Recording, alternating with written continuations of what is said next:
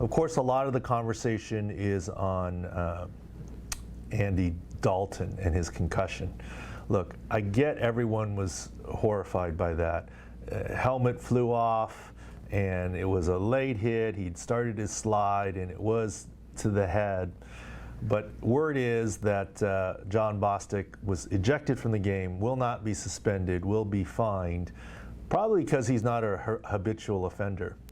And it's not a good look, and we've talked about here on the podcast that concussions have almost fallen off our radar screen, even with COVID. But even though it still very much should be on everyone's radar screen, I think why the Andy Dalton hit was so shocking was that we hadn't seen one like that in a while.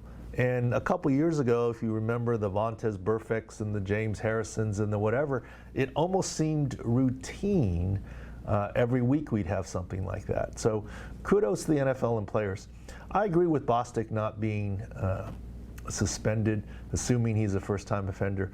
Look, slowed down, and we could actually go over it here, but slowed down, it is horrific. But in real time, it's kind of a bang-bang play, and Andy Dalton obviously, as he slides, lowers his head, lowers the target area. So it wasn't exactly like Bostic was head hunting. In the end, he did. But sure, he needs to lay off even if he already starts his launch and try and turn or try and do something instead of following through with the blow. So that's why he got ejected. But as far as Andy Dalton is concerned, you can't judge a concussion by the hit.